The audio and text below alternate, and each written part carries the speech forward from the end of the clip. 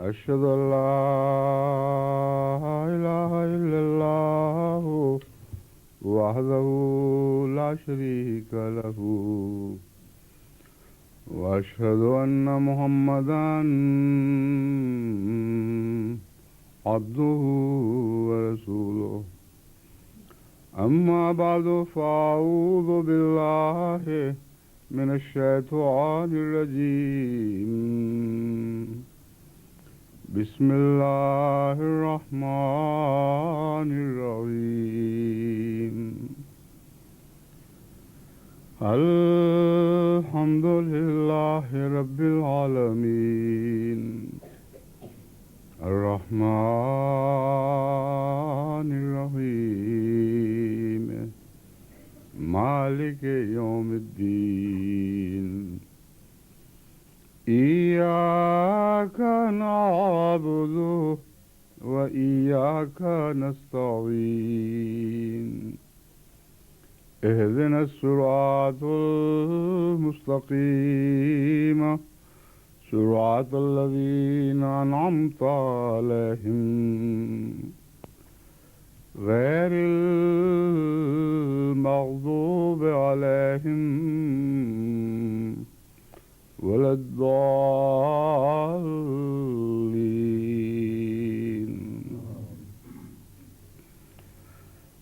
गुज़श्ता खुतबे जुमा में मैंने नारवे की जमात को तबलीग की तरफ मतवज्जह करते हुए ये नुक्ता समझाने की कोशिश की थी कि दावत अल्लाह घर से शुरू होती है, जैसा कि कुरान करीम ने बयान फरमाया।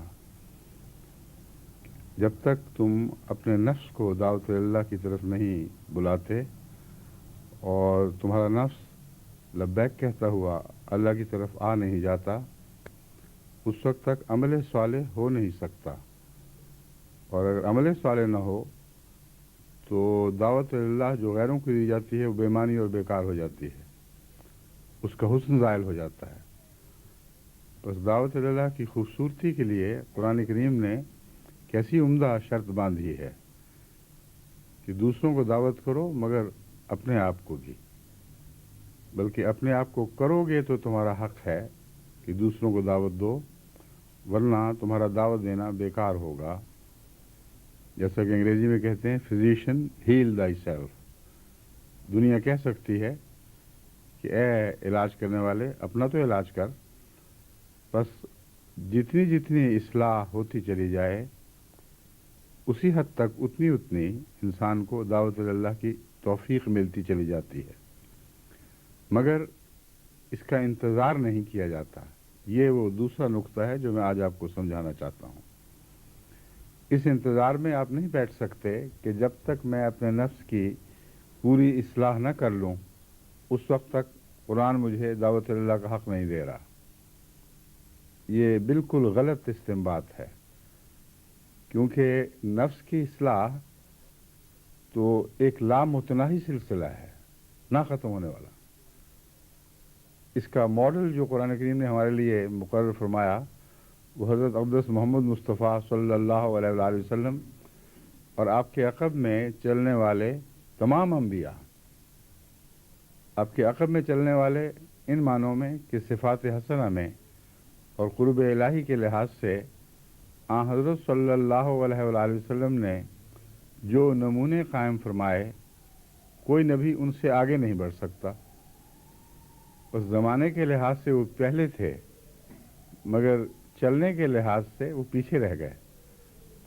इन मानों में ये कोई फ़र्ज़ी बात नहीं हो रही, एक हकीकी तारीफ़ है जो 100% दुरुस्त है कि हज़रत सल्लल्लाहु अलैहि वसल्लम के अक़ब में तमाम अम्बिया का सफ़र है और सिरात मुस्तक़ीम का जो पहला गुरोह है वो यही है जो आगे आगे बढ़ रहा है। और अल्लाह ताला हमें दुआ सिखाता है, इहदिना सिरातल मुस्तक़ीम सिरातल लज़ीना अनअमता अलैहिम। तो अनअमता अलैहिम की पैरवी करनी है जो इतना आगे बढ़ चुके हैं कि बिलाशुबा हज़रत सल्लल्लाहु अलैहि वसल्लम की सिफ़ात हसना का नेक से नेक इंसान भी हकीकी तसव्वुर नहीं कर सकता, सिवाय इसके कि वो अल्लाह ताला की तरफ से हदायत याफ्ता हो। اور اس دور میں حضرت مسیح موعود علیہ السلام کو اللہ تعالیٰ نے غلام احمد کا لقب دے کر آپ کو اس کام پر معمور فرمایا، اور آپ کو حضرت اقدس محمد رسول اللہ کی سیرت حسنہ میں اس طرح جھانکنے کی توفیق عطا فرمائی کہ پہلے کبھی کسی نے اس پیار اور محبت اور اس قرب کے ساتھ آپ کی سیرت کا سفر نہیں کیا تھا، آپ کی سیرت کے مطالعے میں غرق نہیں ہوا تھا کوئی، جیسا کہ حضرت مسیح موعود علیہ السلام آپ کی سیرت کے مطالعہ میں اللہ کی توفیق سے غرق ہوئے ہیں، یعنی ایسی دنیا میں چلے گئے جو ہمیشہ کے لیے آپ کی دنیا بن گئی۔ آپ کا کوئی مضمون، آپ کی کوئی تحریر، نثر ہو یا نظم ہو، اس ذکر سے خالی نہیں ملتی کہ جو کچھ آپ نے پایا حضرت محمد رسول اللہ صلی اللہ علیہ وآلہ وسلم سے پایا۔ بس اللہ کی تعریف کے بعد بار بار حضرت رسول اللہ کی طرف لوٹتے ہیں اور سمجھاتے ہیں کہ خدا تعالیٰ کا قرب مجھے محمد رسول اللہ کی وساطت سے ملا ہے۔ یہ وہ ہے جو اندر کی راہ دکھاتا ہے، یہ باہر دروازے تک نہیں پہنچاتا۔ یہ وہ رسول ہے جو ہاتھ پکڑ کر اندر لے جاتا ہے اور حسن کی بارگاہ کے سامنے کھڑا کر دیتا ہے۔ بس اس پہلو سے حضرت صلی اللہ علیہ وآلہ وسلم کا بلند مرتبہ، عالی مقام اور وہ منزل جس منزل پر آپ ہم سے آگے جا پہنچے ہیں، اس کا کوئی تصور عام انسان نہیں کر سکتا۔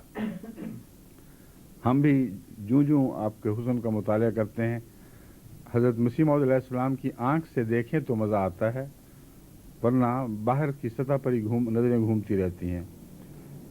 یہ حضرت مسیح موعود علیہ السلام ہیں جن کو وہ مرتبہ حاصل ہوا کہ جیسے حضرت رسول اللہ صلی اللہ علیہ وسلم نے اللہ کے گھر کی اندر کی راہ دکھائی، حضرت مسیح موعود نے حضرت محمد رسول اللہ کے اندر کی راہ دکھائی۔ اور وہ راہ آپ دیکھیں، آپ مسیح السلام کی تحریرات میں اس کا مطالعہ کریں، نظموں میں اس کا مطالعہ کریں، تو انسان اگر یہ سوچے کہ میں نے اس نبی کی پیروی کرنی ہے تو لرز جائے گا۔ تصور میں بھی نہیں آ سکتا کہ انسان ساری زندگی کبھی اس نبی کی پیروی کرتے ہوئے حقیقت میں پیروی کا حق ادا کر سکے۔ یہ باتیں روحانی دنیا کی باتیں ہیں، بہت سے آدمی شاید اس کو نہ سمجھ سکیں، مگر عام دنیا میں آپ روزمرہ کا تجربہ رکھتے ہیں۔ ایک دنیا کا چیمپئن کسی کھیل میں بھی ہو، آپ جب اس کو جیتتا ہوا دیکھتے ہیں اور بڑے بڑے چیمپئنز کے سامنے اس کے مقابلے، ان کے بڑے بڑے دنیا کے ہیرو کے اور چیمپئنز کے ساتھ اس کے مقابلے دیکھتے ہیں، تو حقیقت میں آپ کو اندازہ نہیں ہو سکتا کہ وہ کتنا بڑا انسان ہے، اس نے اپنی کھیل میں کتنا بڑا مرتبہ حاصل کیا ہے۔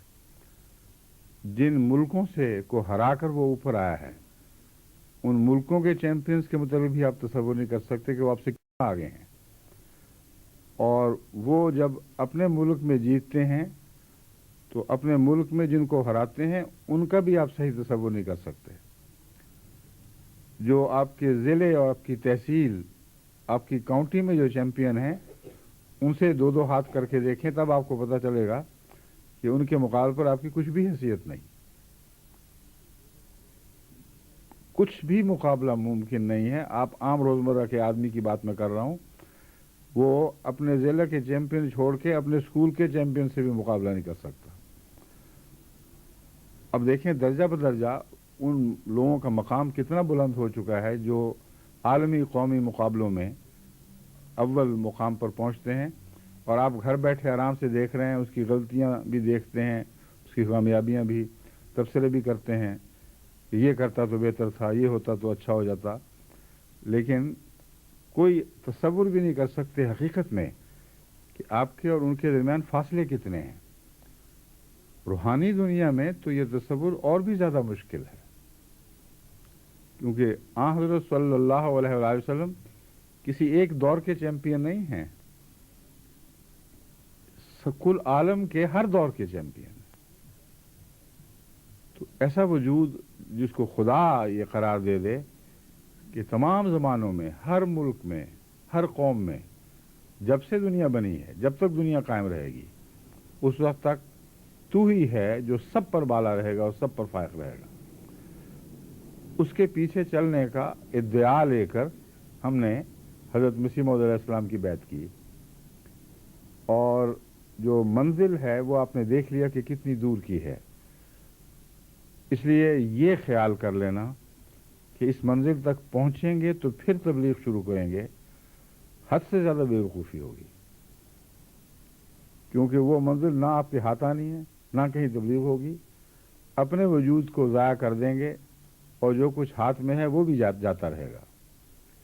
इसलिए ये मकसद, ये मजमून कि आप अपने नफ्स को खुदा की तरफ बुलाएं और उसके नतीजे में अमल साले पैदा हो और आपकी आवाज़ में ताकत पैदा हो, हरगिज़ आपको इजाज़त नहीं देता कि जब तक आप ये ना समझें कि आपने अपनी सब बदियाँ दूर कर दी हैं और सब नेकियां हासिल कर ली, उस वक्त तक आपको मैदान अमल में जाने की इजाज़त नहीं है।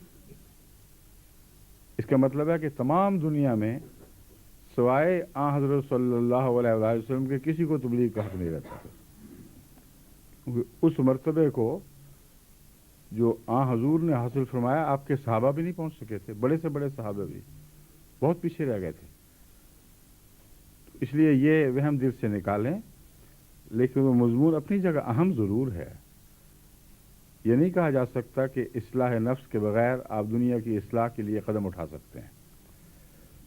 बस इन दोनों के दरमियान तवाज़ुन का क़याम ज़रूरी है, और यही बात है जो मैं आपको समझाकर हौसला देना चाहता हूँ कि जितने कदम भी आप अपने नफ्स की इस्लाह की तरफ उठाएंगे और दुआ करके तवज्जो से उठाएंगे, उसका नतीजा ज़रूर ज़ाहिर होगा।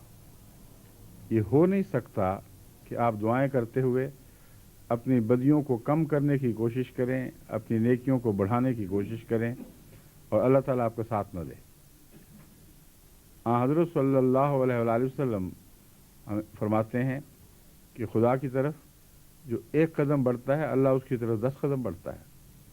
पहले फरमाया एक बालिश बढ़ता है तो खुदा ताला उसकी तरफ कई कदम बढ़ता है, और चल के जाता है तो दौड़ के आता है। जिसका मतलब यह है कि हमारी दुआओं के नतीजे में जो हमें फल मिलता है वो हमारी कोशिशों से बहुत ज़्यादा होता है। बस अपने नफ्स का जायज़ा लें। हर इंसान बेशुमार कमज़ोरियों में मुब्तला है, और ये एक फ़ैसले का दिन होना चाहिए कि आज के बाद मेरी ज़िंदगी का सफ़र कमज़ोरियों से दूरी का और नेकियों के कुर्ब का सफ़र होगा। जिस दिन आप ये फ़ैसला कर लें, उसी दिन आपको दावत अल्लाह की तौफीक मिलेगी, और तौफीक दावत अल्लाह का हक़ भी नसीब हो जाएगा। क्योंकि आप अपनी कोशिशों से अगरचे कुछ भी हासिल न कर सकें, कोई मंजिल तय सर न कर सकें, लेकिन जब दुआ करेंगे और क़ुर्ब इलाही की तरफ कदम बढ़ाएंगे तो हज़रत सल्लल्लाहु अलैहि वसल्लम का ये फरमान लाज़िमन सादिक़ आएगा, और उसके नतीजे में जो रोज़मर्रा की सेहत की हालत है, यानी रूहानी सेहत का नसीब होना, वो गैर मामूली फ़र्हत बख्शने वाली बात है और ताकत अता करती है। उसके नतीजे में इंसान की सलाहियतें बढ़ती हैं और ख़ुद अच्छी चीज़ों की तलब पैदा हो जाती है। हर इंसान को बीमारियों को तजुर्बा है।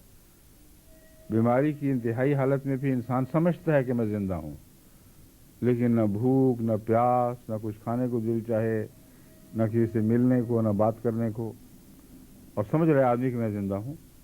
लेकिन जब ज़िंदगी लौटती है उसकी तरफ, तो हर लम्हा वो अपने आप को पहले से बेहतर महसूस करता है, उसकी भूख वापस आने लगती है, उसकी तलब वापस आने लगती है। वो चीज़ें जिनमें मज़ा बाकी नहीं रहा था वो मज़ा देने लगती हैं। वो दोस्त जिनसे मिलने की कोई ख्वाहिश नहीं रही थी, वो नज़र आए तो तबीयत बशाश हो जाती है, अपने ज़्यादा अपने लगने लगते हैं। ये ज़िंदगी का सफ़र है जो बीमारी के वक्त हर इंसान उससे निजात के वक्त शुरू करता है, और ये सफ़र बताता है कि हर लम्हा जो कदम उठाता है वो एक बशाशत का कदम है, उसमें एक तलब पैदा हो जाती है, और यही वो सूरत हाल है जो इंसान को रूहानी सफ़र में नसीब होती है। जब भी आप बदियों से दूर होने का सफ़र करेंगे और दुआ करेंगे, کیونکہ دعا کے بغیر یہ سفر ممکن نہیں ہے.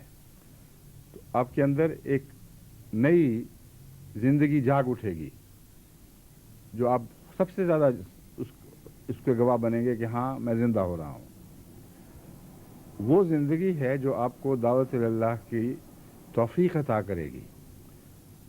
اور جتنا بھی آپ دعوت اللہ اس زندگی کے حصول کے ساتھ کریں گے اتنا ہی اس دعوت اللہ یعنی اللہ کی طرف بلانے میں برکت نصیب ہوگی اور لوگ آپ کی طرف متوجہ ہونے لگیں گے. بس انتظار نہیں کرنا کہ جب تک بدیاں ہٹ نہ جائیں اس وقت تک دعوت نہیں کرنی. نہ اس بات پر تسلی رکھ کر اپنی عمر ضائع کرنی ہے کہ عمر بڑی پڑی ہے کسی وقت بھی ٹھیک ہو جائیں گے اب چلنے دو. جد و جہد کا آغاز فوری طور پر ضروری ہے اور دعا اور توکل کے بغیر یہ جد و جہد زندہ نہیں رہ سکتی. مسلسل دعا، مسلسل توکل اور پھر کوشش اور اخلاص کے ساتھ کوشش، یہ وہ چیز ہے جو آپ کو ایک نئی زندگی بخشے گی، نئی طاقتیں عطا کرے گی اور اپنے گرد و پیش کو آپ زندہ کرنے کی صلاحیت حاصل کر لیں گے. اگر یہ نہیں کرتے تو پھر آپ کی دعوت اللہ بیکار ہے، بے ثمر رہے گی. لوگ نظریاتی لحاظ سے بات مان بھی جائیں گے لیکن جو تبدیلی پیدا کرنے کی طاقت ہے وہ عمل صالح سے ہوتی ہے. چنانچہ قرآن کریم نے جو اچھے قول کی مثال دی ہے وہاں عمل صالح کے متعلق فرمایا وہ اس کو رفعت بخشتا ہے. تو اچھا قول ان معنوں میں بھی ومن احسن قولا ممن دعا الی اللہ ہے. اس سے بہتر کون سا قول ہو سکتا ہے، اس سے زیادہ خوبصورت کون سی بات ہو سکتی ہے کہ آپ اپنے اللہ کی طرف بلا رہے ہیں لوگوں کو. ایسا بلانا ہے جس پر دنیا کا کوئی انسان اعتراض نہیں کر سکتا. جو نہیں بھی مانتے وہ بھی نہیں اعتراض کر سکتے. وہ کم سے کم گردن جھکا کے سنیں گے، کہیں گے ہم مانتے تو نہیں خدا کو لیکن آدمی اچھا ہے جو خدا کی طرف بلا رہا ہے. اس دعوت کی طرف بلائیں تو یہ قول حسن یعنی سب سے خوبصورت قول ہے. مگر اس کو رفعت کیا چیز بخشتی ہے؟ آپ کا نیک عمل. اگر نیک عمل ساتھ نہ ہو تو بعض دفعہ یہ قول الٹا پڑ جاتا ہے. بعض دفعہ لوگ کہتے ہیں حالت دیکھو ذرا، بلا کس طرح ہو رہا ہے اور اپنا کیا حال ہے. گنجا سر کے گنجے پن کی دوائیں بیچتا پھرتا ہو تو کون ہے جو اس کی طرف توجہ دے گا؟ سوائے اس کے کہ لوگ ہنسیں اور مذاق اڑا کر الگ ہو جائیں. اس لیے آپ کا بنیادی فرض ہے کہ یہ روزمرہ کی حکمت کی عام باتیں ہیں، ان کو تو سمجھیں. ان میں کوئی ایچ پیچ نہیں، کوئی گہرا فلسفہ نہیں ہے، بڑی معرفت کی بات نہیں ہے. سادہ سی بات ہے کہ جس کی طرف آپ نے بلانا ہے اس کی طرف بڑھنے کی خود کوشش شروع کریں. اور جب آپ کوشش شروع کریں گے تو اس کے نتیجے میں ایک تو برکت وہ ہے جو سچائی کی برکت ہوتی ہے. ایک انسان جب یقین کرتا ہے کہ اللہ ہی ٹھیک ہے، اللہ ہی کی طرف جانا ہے، تو اس کے اندر ایک سچائی کی طاقت پیدا ہوتی ہے اور اس کی کوششوں کے بعد وہ سچائی کی طاقت ہے جو اس کے قول کو نصیب ہوتی ہے. سچے آدمی کی بات دنیا سنتی بھی ہے اور دنیا پر وہ اثر انداز بھی ہوتی ہے. اور یہاں سچائی کا ایک معنی ہے جو آپ کے لیے سمجھنا ضروری ہے. کئی لوگ ہیں ویسے سچ بولتے ہیں لیکن ان کا عمل ان کو جھٹلا رہا ہے. سچے لوگ ہیں مگر خدا کی طرف بڑھنے کے لیے وہ مخلصانہ کوشش نہیں کرتے جس کا میں ذکر کر رہا ہوں. تو جب وہ خدا کی طرف بلائیں گے تو قول سچا ہوگا اور عمل جھوٹا ہوگا. اور ایسے قول کو بھی خدا جھوٹا قرار دیتا ہے اور وہ شخص سمجھ بھی نہیں سکتا کہ میں نے کون سا جھوٹ بولا ہے. میں تو اللہ کی طرف بلا رہا ہوں اور سچے دین کی طرف بلا رہا ہوں، یہ تو سچی باتیں ہیں، لیکن اس کا عمل اس کو جھٹلا رہا ہوگا.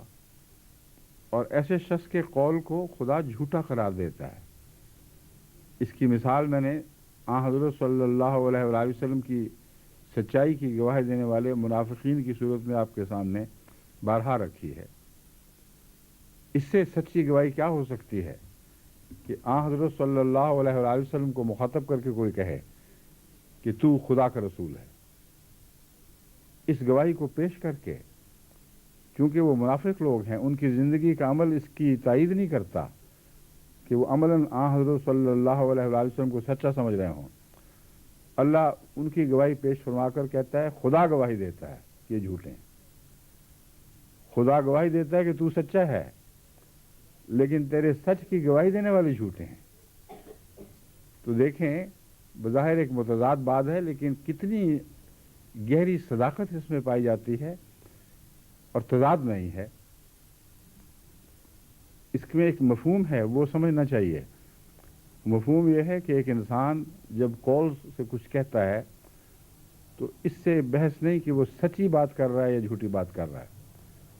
اگر اس کے دل کا اندرونہ اس قول کی تائید میں نہیں ہے، اگر عمل اس کی موافقت نہیں کرتا تو یہ جھوٹا ہے، خواہ وہ قول بظاہر سچائی ہو۔ تو یہ میں آپ کو سمجھا رہا ہوں کہ جب آپ دعوت اللہ کریں گے اور آپ خود خدا کی طرف حرکت کرنا شروع کریں گے تو آپ کے اندر ایک سچائی کی گواہی اٹھ کھڑی ہوگی، اس سے آپ کے قول میں برکت پڑے گی اور طاقت نصیب ہوگی۔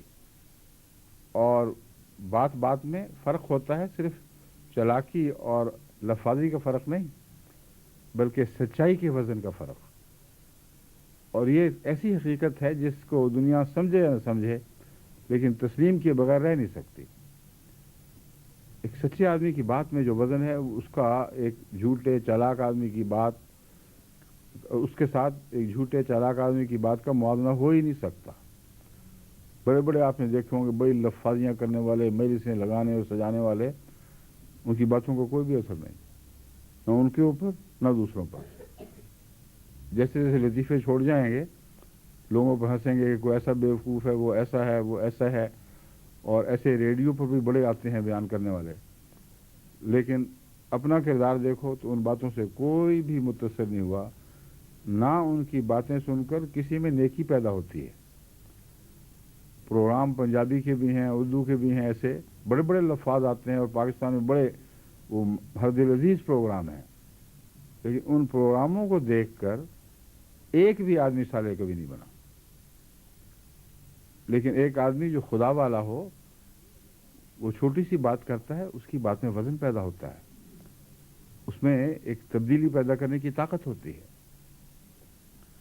حضرت خلیفۃ المسیح اول رضی اللہ تعالیٰ عنہ اس سلسلے میں حضرت مسیح علیہ السلام کے متعلق یہ بتاتے ہیں کہ میری ایک کمزوری تھی، میں دور کرنے کی کوشش کر رہا تھا بہت لمبے عرصے سے، مگر نہیں ہو رہی تھی۔ حضرت مسیح علیہ السلام نے بغیر ہوا سامنے مخاطب کرتے ہوئے کہ تم یہ کمزوری چھوڑو، ایک بات کی ہے، اور وہ ایسا گہرا اثر کر گئی کہ جیسے وہ کمزوری تھی ہی نہیں۔ لیکن ایک دفعہ نہیں، ایسا بارہا ہوا ہے۔ بہت سے حضرت مسیح علیہ السلام کے صحابہ یہ بیان کرتے ہیں کہ ایک آنے والا آیا اور حضرت مسیح علیہ السلام نے اس کے متعلق اس کو سمجھانے کے لیے یا عام سب حاضرین کو مخاطب کرتے ہوئے کوئی نصیحت شروع کر دی۔ مثلا ایک ان میں سے تھا جو شراب کا عادی تھا، اور ایسا سخت عادی تھا کہ اس کے لیے شراب چھوڑنا کسی صورت ممکن نہیں تھا۔ حضرت خلیفۃ المسیح اول رضی اللہ تعالیٰ عنہ کا غالباً بیان ہے، مگر وہ نہ بھی ہو تو کسی اور مقتدر صحابی کا بیان ہے کہ حضرت خلیفۃ المسیح اول نے بھی اس کو سمجھایا اور کوشش کی، مگر اس کے پلے بات نہیں پڑی۔ باتیں ٹھیک تھیں مگر اثر نہیں پڑا۔ حضرت مسیح علیہ السلام کی خدمت میں حاضر ہوا تو آپ نے عموماً شراب کے متعلق بات شروع کر دی، حالانکہ اس نے سوال کیا بھی نہیں تھا، اور چند فکروں میں اس کے متعلق کچھ ایسی باتیں کی کہ وہیں اس کا دل پاک ہو گیا، ہمیشہ کے لیے شراب نوشی سے نفرت ہو گئی۔ تو یہ وہ قوت قدسیہ ہے جس کا ذکر حضرت صلی اللہ علیہ وآلہ وسلم کے حوالے سے قرآن میں ملتا ہے، اور یہ قوت قدسیہ آپ کے غلاموں میں پیدا ہوتی ہے۔ جتنا کوئی آپ کے قریب ہو اتنی ہی زیادہ وہ قوت قدسیہ حاصل کرتا ہے۔ یہ جو مثال دی ہے اس کی تفاصیل چونکہ مجھے یاد نہیں، مگر جو مرکزی نقطہ ہے وہ بالکل یہی ہے جو میں بیان کر رہا ہوں کہ بسا اوقات حضرت مسیح علیہ السلام کے صحابہ کی کوششوں سے جو برائی کسی کی دور نہ ہو سکی، حضرت مسیح موعود علیہ السلام کے چند فقروں نے اس برائی کو کاٹ پھینکا، اور کثرت سے آپ کے صحابہ اس بات کے گواہ ہیں۔ یہ قوت قدسیہ کا مشاہدہ تھا جو انہوں نے کیا، اور یہی وہ چیز تھی جس نے ان کے اندر حیرت انگیز انقلاب برپا کر دیا۔ بس قوت قدسیہ کوئی فرضی چیز نہیں ہے، قوت قدسیہ سچائی کے ایک معیار کا نام ہے۔ وہ سچائی جو انسان کے ظاہر و باطن پر پوری طرح قبضہ کر لے، وہ ایک اتنی بڑی طاقت بنتی ہے کہ کوئی دنیا کی دوسری طاقت اس کا مقابلہ نہیں کر سکتی۔ آن حضرت صلی اللہ علیہ وآلہ وسلم اس مرتبے اور مقام پہ پہنچے تھے کہ جہاں ذات حق سے آپ نے اپنا وجود پوری طرح ملا دیا، ایسا ملا دیا کہ خدا کی طاقت جو حق کی طاقت ہے وہ آپ کی ذات میں جلوہ گر ہوئی، اور یہی وہ قوت قدسی ہے جس کا قرآن پہلے ذکر کرتا ہے اور ہر علم اور حکمت کی بات کا بعد میں ذکر کرتا ہے۔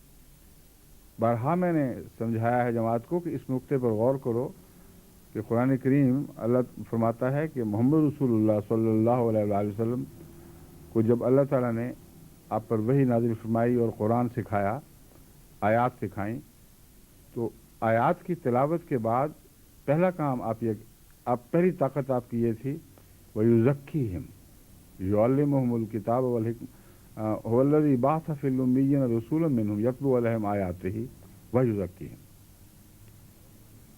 وہ تلاوت قرآن کرتا ہے، وہ خدا تعالیٰ نے جو آپ پر آیات نازل فرمائی وہ بیان کرتا ہے، ساتھ ہی یزکیہم ان کا تزکیہ شروع کر دیتا ہے۔ حالانکہ سب دنیا یہ سمجھتی تھی، بڑے بڑے انبیاء بھی اسی غلط فہمی کے شکار رہے کہ جب تک علم نہ دیا جائے، جب تک علم کی حکمتیں نہ سمجھائی جائیں، تزکیہ ہو نہیں سکتا۔ مگر آن حضرت صلی اللہ علیہ وآلہ وسلم اس سے مستثنا ہیں۔ ابراہیم علیہ السلام جیسے عظیم الشان نبی سے بھی ایک بالا قدم ہے، اوپر کا مقام ہے۔ ابراہیم علیہ السلام دعا کرتے ہیں کہ اے خدا میری اولاد میں سے، ذریت میں سے ایک ایسا نبی برپا فرما جس کو تو کلام عطا کرے اور پھر وہ علم سکھائے ان کو، لوگوں کو، اور پھر وہ ان کو علم کی معرفتیں یعنی حکمتیں بتائے، پھر ان کو پاک کرے۔ اب یہ دعا حضرت ابراہیم کو دیکھو کتنی منطقی دعا ہے، جو ایک عام انسان بلکہ ایک نبی کی سمجھ کے مطابق بھی اسی طرح ہونی چاہیے، اس کے سوا ممکن نہیں ہے۔ اللہ پہلے اسے چنے، اس کو آیات عطا کرے، پھر وہ لوگوں کو علم سکھائے، اللہ سے علم پا کر پھر وہ اس علم کی حکمتیں بیان کرے، اور مولویوں کی طرح تشدد کے ساتھ یہ نہ کہے کہ علم ہے خدا کا، مانو تو مانو نہیں تو جاؤ جہنم میں۔ محنت کرے ان پر، ان کو ہر علم کی پس پردہ یا اس کے اندر چھپی ہوئی حکمتیں سمجھائے، تاکہ دماغ بھی مطمئن ہو اور دل بھی مطمئن ہو جائیں۔ یہ جب کیفیت ہو تو حضرت ابراہیم علیہ السلام نے نتیجہ نکالا کہ اس کے بعد ایسے شخص میں تزکیے کی طاقت پیدا ہو جائے گی۔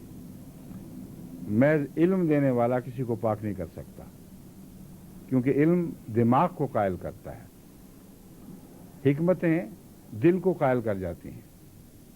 کیونکہ جب ایک علم کے متعلق پورا یقین ہو جائے کہ یہ سچا ہے اور سمجھ آ جائے کہ کیوں یہ سچا ہے، تو تباً دل پوری طرح اس کا قائل ہو جاتا ہے، اور دماغ اور دل کا یہ اتحاد ہے جو تزکیہ نفس کے لیے ضروری ہے۔ جب یقین ہو جائے اور دل مطمئن ہو جائے تو حضرت ابراہیم علیہ السلام نے پھر یہ نتیجہ نکالا کہ اس کے بعد ایسا وجود ان کا تزکیہ بھی کرے گا، اور یہی دعا مانگی۔ جہاں بھی قرآن کریم میں حضرت ابراہیم کی دعا مذکور ہے، اسی طرح مذکور ہے، اے خدا ان میں سے ایک ایسا شخص پیدا کر۔ صرف ایک جگہ مذکور نہیں، کئی جگہ ہے، 2 یا 3 جگہ تو ہے، 3 یا 2 جگہ لازمن ہے، اے خدا تو ان میں سے ایسا شخص پیدا کر جس سے تو کلام کرے، اس پر اپنی آیات نازل فرمائے، وہ ان آیات کا علم پا کر اپنے گرد و پیش، اپنے ماحول میں وہ علم سکھانے لگے، اور علم سکھانے کے بعد उसकी हिकमतें बताए। जब हिकमतें बताए तो फिर अर्ज किया वयुज़क्कीहिम, और हिकमतें बताकर तो फिर तज़किया होना ही होना है। बस वो हिकमतें बताए और उनकी तज़किया यानी उनको पाक करने लगे, उनको कुदूसी बना दे।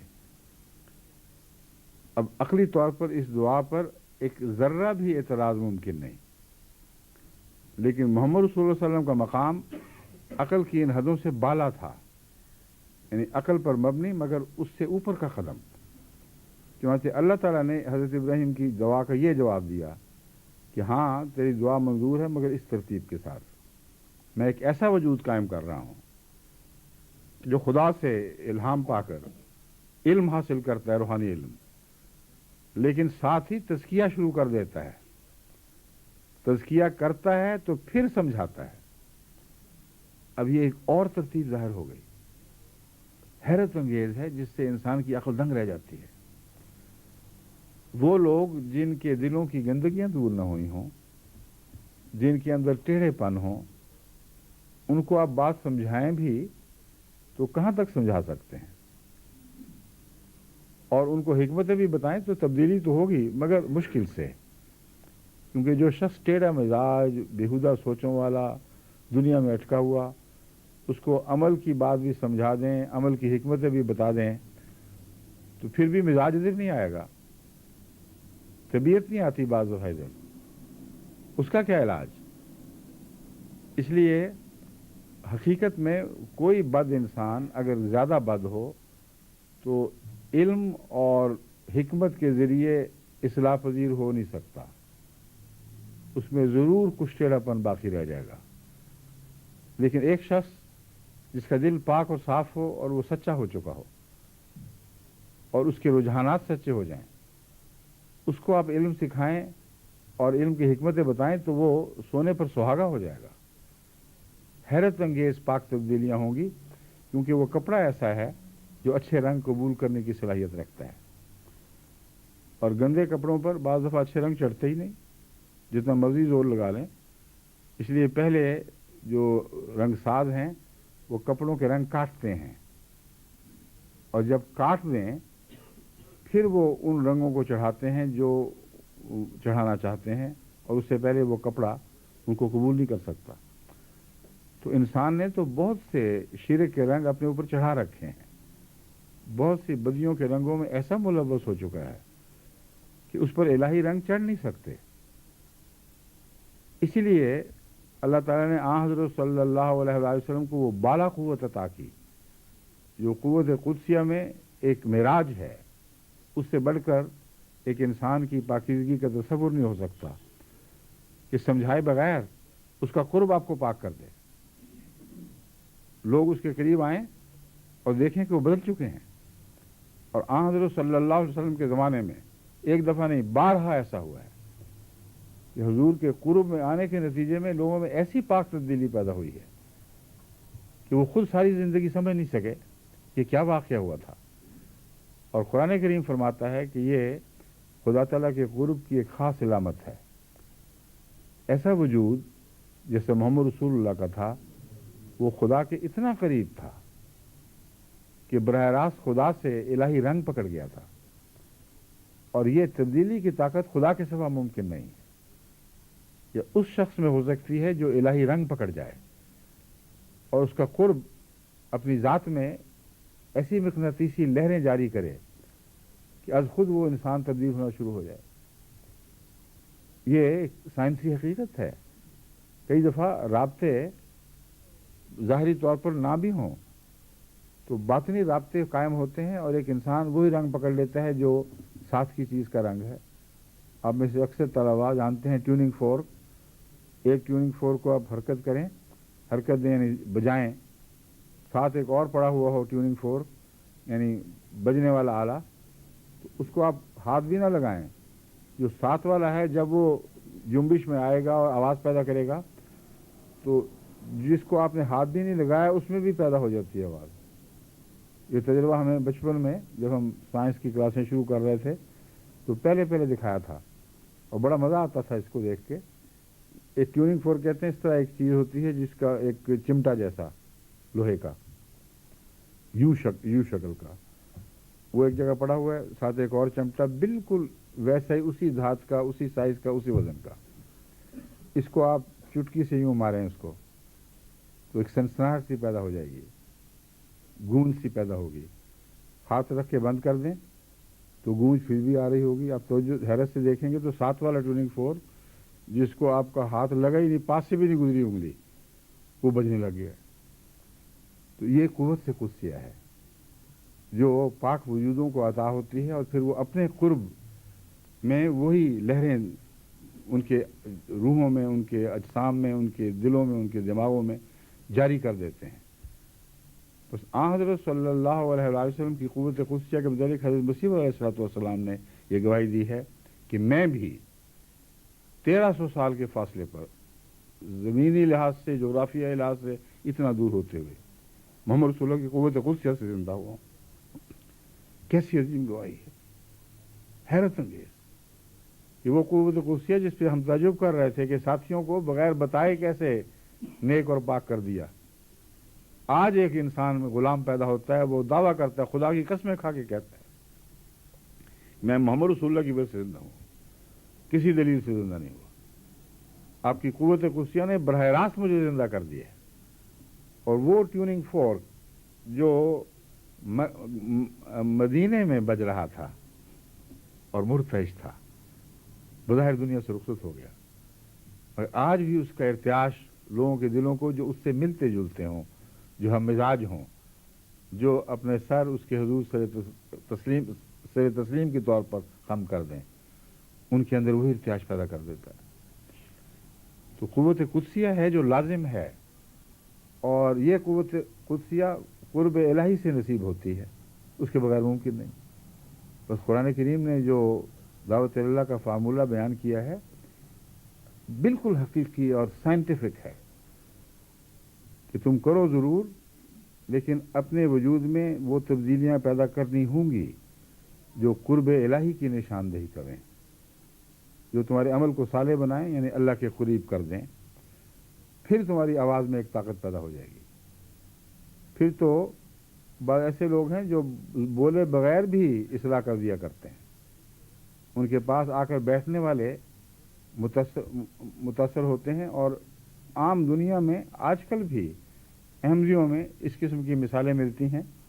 वो बात देखते हैं कि हम दफ्तर की मजबूरियों की वजह से तबलीग नहीं करते थे, क्योंकि कानून है और हमारे मुआहदे हैं, लेकिन हमारे साथ बैठने वाले बाज़ लोग वो दिन ब दिन हमारे करीब आने शुरू हुए, जैसे उनको मोहब्बत हो गई हो, और आखिर एक दिन बोल पड़े कि तुम हो क्या चीज़, दुनिया से तो मुख्तलिफ हो, यही मुल्क है, हमारा मुल्क भी और दूसरों का भी। यहाँ तो ऐसे नमूने नहीं नजर आ रहे जैसे तुम हो, ना तुम्हें रिश्वत में दिलचस्पी, ना तुम्हें और किसी बदी में, अपना दफ्तर का काम इंतहाई दयानतदारी से करते हो, शराफत से हर एक से सलूक, अखलाक से पेश आने वाले, हर छोटे बड़े का से झुक कर उसकी बात सुनने वाले। ये बातें वो उस शख्स ने बताई कि मुझे हमारे एक दोस्त ने मुझे बताई, मेरे सामने आके बयान की, जो हमारे दफ्तर में काम करता था। कहता मैं मजबूर हो गया हूँ आपसे पूछने के लिए कि आप कौन हैं, ये चीज़ कैसे हासिल हो गई। जब उनको बताया कि मैं अहमदिया जमात से ताल्लुक़ रखता हूँ, तो फिर वो भागे नहीं, क्योंकि इस कशिश का इतना असर था कि उन्होंने कहा मुझे लिटरेचर दे, मैं मुतालिया करना चाहता हूँ। लिटरेचर लिया, मुतालिया किया, खुदा के फजल से अहमदी हो गए। तो आगाज़ में एक लफ्ज़ भी नहीं बोला गया, ये कुव्वत कुदसिया अज़ खुद दिलों को मुतहर्रिक कर रही थी। बस इस इलाके में जिसमें आप बसते हैं, यहाँ खुदा से दूरी, इस्लाम से दूरी, एक तरफा प्रोपेगेंडा इतना सख्त चल रहा है इस्लाम के ख़िलाफ़ कि अक्ल दंग रह जाती है। इस इलाके को फतह करने के लिए कुव्वत कुदसिया ज़रूरी है। वो आपको हासिल होगी जैसा कि मैंने बयान किया है, अपने नफ्स को खुदा के लिए तैयार करना। जैसे एक घोड़ी को सिधाया जाता है ताकि वो काठी कबूल कर ले, ताकि वो लुगाम पहन ले और फिर आपकी मर्ज़ी के ताबे हरकत करे और आपकी मर्ज़ी के ताबे सुकून करे। हरकत और सुकूत दोनों आपकी मर्ज़ी के ताबे हो जाएं।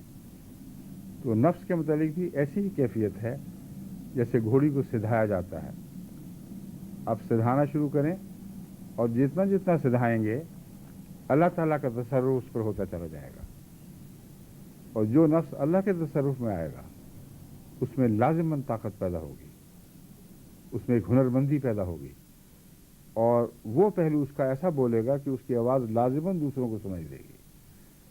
पर इस पहलू से बहुत, इस बिना पर मैं बार बार आपको समझा रहा हूँ कि अपने नफूस में पाक तब्दीलियाँ पैदा करें और अपनी बीवियों में पाक तब्दीलियाँ पैदा करें, अपनी बहनों में, अपने भाइयों में, और इस मजमून को छोड़े नहीं जब तक आपका बार बार का कहना आपके गिरदो पेश भी तब्दीलियाँ न कर ले, क्योंकि अकेले की तब्दीली काफ़ी नहीं हुआ करती। अगर आप खुद तब्दीलियाँ कर रहे हैं और पाक तब्दीलियाँ हैं, जबकि इससे पहले आप और आपके घर का माहौल आज़ादाना था और हर किस्म की बदियों में मुलव्वस और दुनिया के ऐशो इशरत में मुब्तला थे, तो अगर आप अकेले तब्दीली पैदा करेंगे तो मुतनब्बे रहें इस बात में कि आपका घर, आपके अजीज आपसे दूर होना शुरू हो जाएंगे। उनको आदत है और तरह की ज़िंदगी की, अचानक उनके अंदर वो समझेंगे कि एक मौलवी पैदा हो गया, अच्छी मुसीबत है, अच्छा पहले पहले हमारे साथ मिलकर ये इसका काम किया करता था और अब इसने ये काम छोड़ दिए और हमारे लिए भी मुश्किल पैदा कर दी। इसलिए माहौल और दोस्तों में तो ये बात इतना नुकसान नहीं देती, क्योंकि दोस्त छोड़ जाए तो जाएं फिर, लेकिन घर को छोड़कर आप कहाँ जाएंगे? अपनी औलाद को अपनी आंखों से ज़ाया होते कैसे देखेंगे? इसलिए इसका दूसरा कदम ये है कि जब अपने अंदर पाक तब्दीलियाँ पैदा करें तो अपनी बीवी को साथ लेके चलें, अपनी औलाद को साथ लेकर चलें, और हिकमत और प्यार से अगर उनको समझाया जाए तो वो ज़रूर साथ देते हैं। अगर समझाया ना जाए और अलग आप अपनी दुनिया बनाए रखें और समझें कि हमारे पीछे हैं, हुक्म से मानेंगे, तो झूठ है। हुक्म से कोई भी नेकी नहीं माना करता। ये मौजूदी दिमाग है जो ये बात मानता है कि जबरन और हुक्मन नेकियां पैदा की जाती हैं। बहुत बड़ा पागलपन है ये। कभी जबर और हुक्म के जरिए नेकी नहीं पैदा हुई। हाँ, एक मसनूई अमल जरूर पैदा हुआ है। नेकी तो दिल के अंदर पैदा होने वाली तब्दीलियों का नाम है, परेड का नाम तो नहीं है। मौजूदी इस्लाम के नतीजे में बाजमात नमाजें तो हो सकती हैं और दाढ़ियाँ बढ़ सकती हैं, शलवारें टखनों से ऊपर हो सकती हैं और एक किस्म की भयानक शक्ल ज़ाहिर हो सकती है जो लोगों को खींचने की बजाय मुतरफ़र कर रही हो, और इस पर यह फ़ख्र किया जाए कि इस्लाम आ गया और दिलों में खुदा बैठ गया। बिल्कुल जहालत और बेवकूफ़ी है।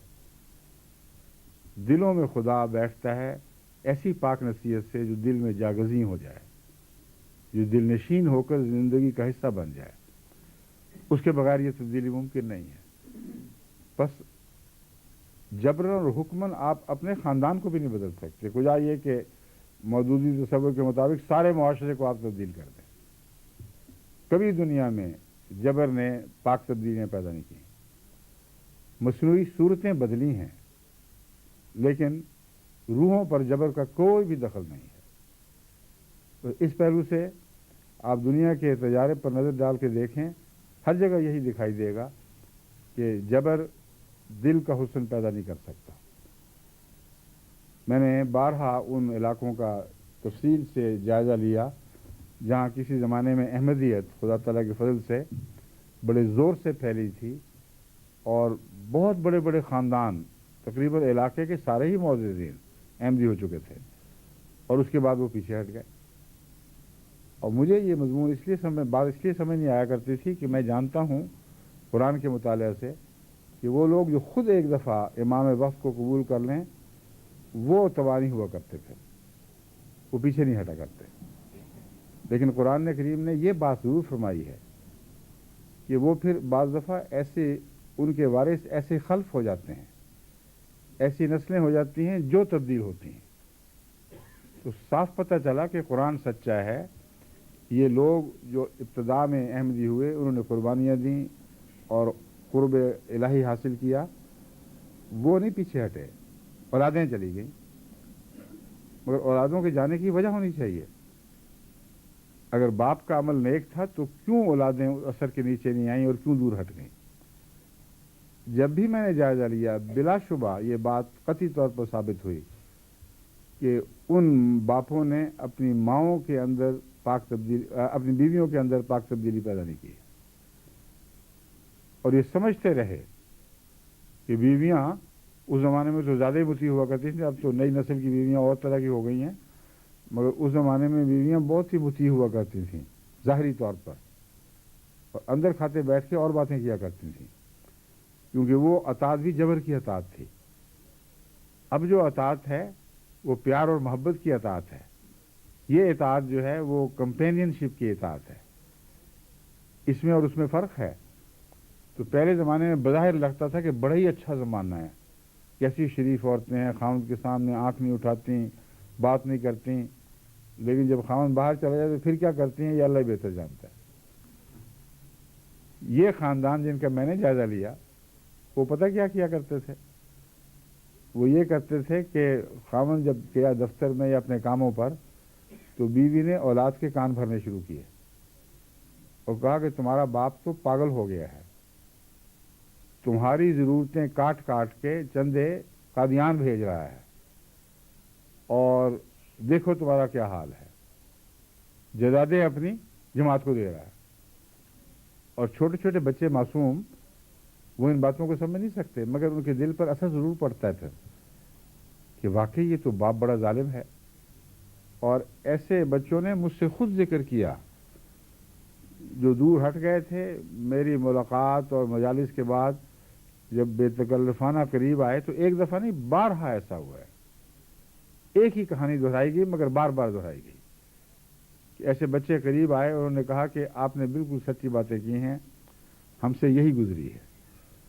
ایک نے کہا ہماری ماں تو ہمیں یہ مطالبے بتایا کرتی تھی، کہتی تھی کہ اپنے ابا سے کہو مجھے موٹر سائیکل لے دیں، مجھے فلاں چیز لے دیں، اور جب ہم کہتے تھے تو باپ کہتا تھا میرے پاس تو نہیں پیسے، تو ماں کہتی تھی دیکھا وہی بات نکلی، اتنا چیک اس نے قادیاں بھجوایا ہے، وصیت کر بیٹھا ہے تمہیں اپنی وراثت سے بھی محروم کر دیا، تم مرو گے تو یہ جائیداد جو ہے اس کا 10واں حصہ وہ جماعت لے جائے گی.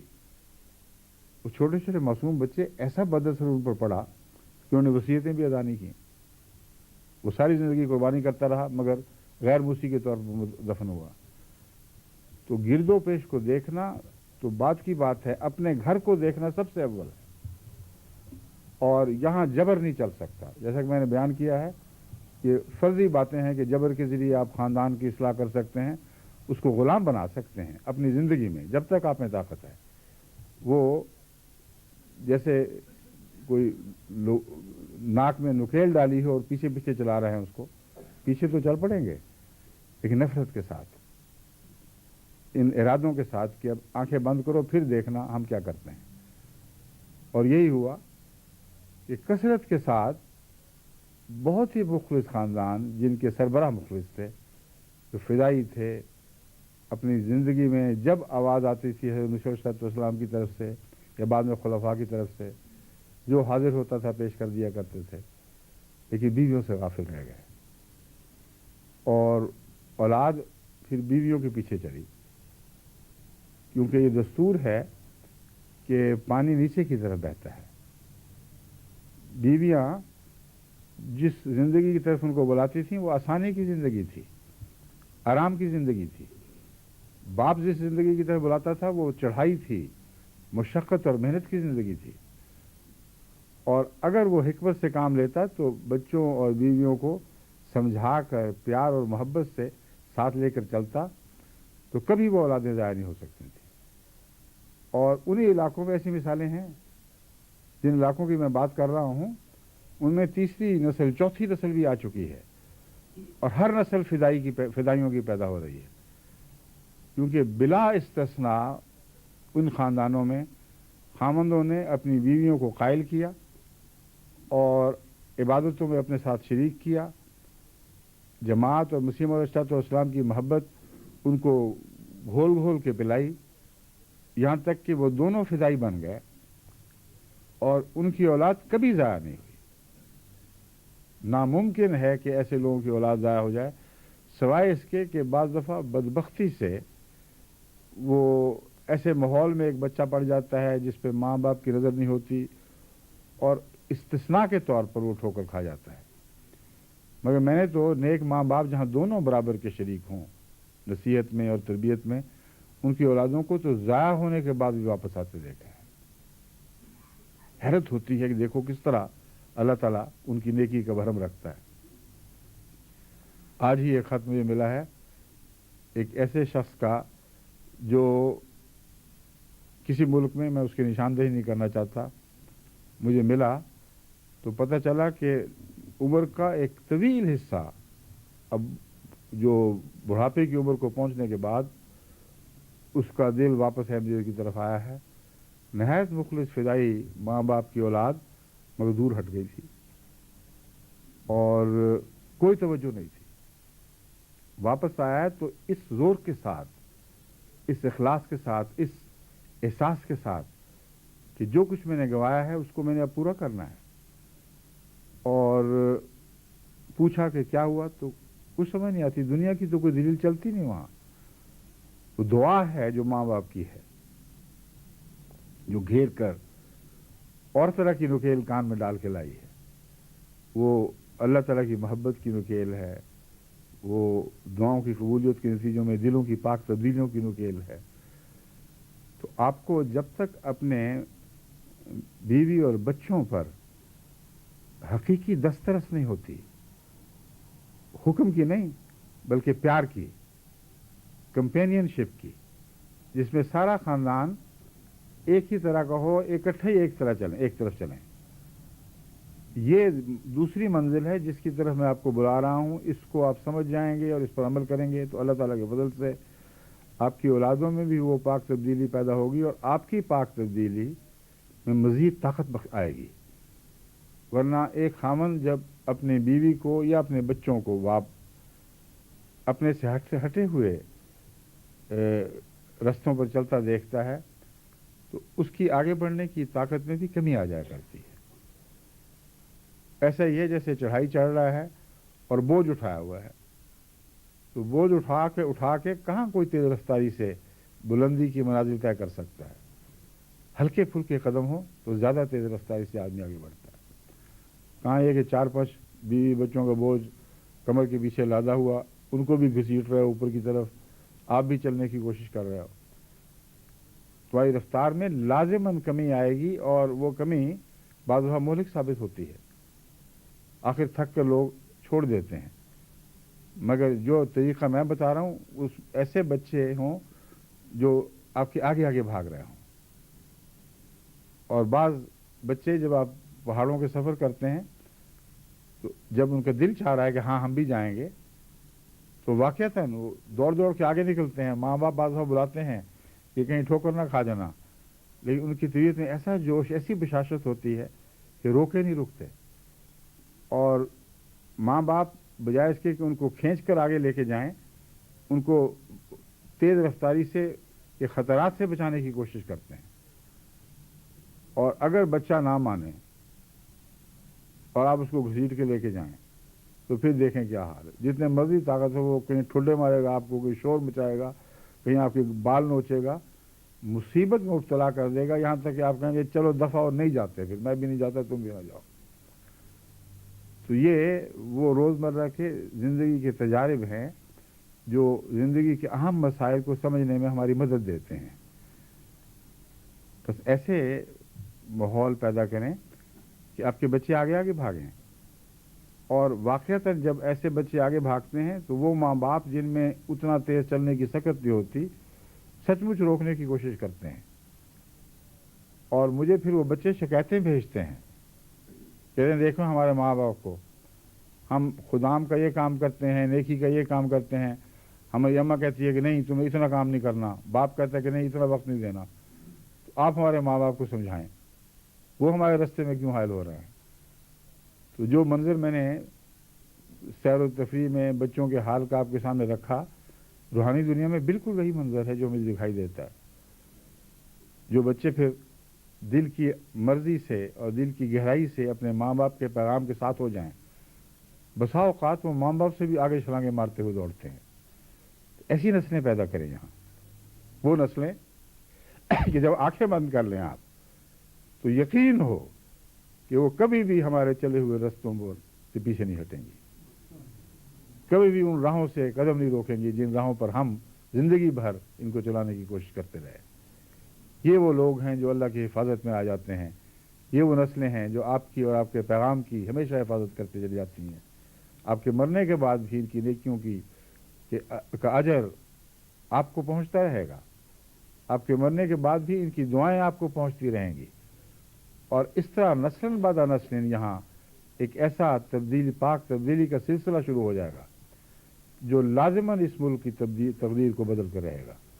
بس اللہ تعالیٰ آپ کو قرآن اور رسول صلی اللہ علیہ وسلم کے بتائے ہوئے رستوں پر اسی نہج پر چلنے کی توفیق بخشے جس نہج پر خدا کے پاک لوگ چلتے رہے اور جس کی طرف قرآن کریم نے ہمیں سمجھایا کہ اہدنا الصراط المستقیم کی دعا مانگا کرو، صراط الذین انعمت علیہم، ان لوگوں کا رستہ جن پر تو نے اعلان فرمایا.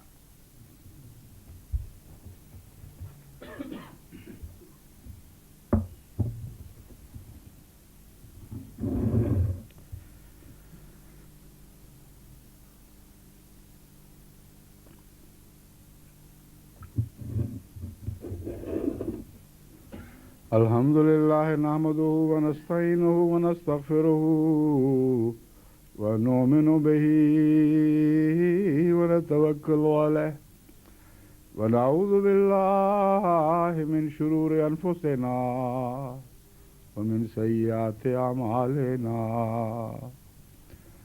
من يهده الله فلا مضل له ومن يضلله فلا هادي له ونشهد أن لا إله إلا الله وحده لا شريك له ونشهد أن محمدا عبده ورسوله. عباد الله رحمكم الله، إن الله يأمر بالعدل والإحسان وإيتاء ذي القربى وينهى عن الفحشاء والمنكر والبغي يعظكم لعلكم تذكرون. اذكروا الله يذكركم وادعوه يستجب لكم ولذكر الله أكبر.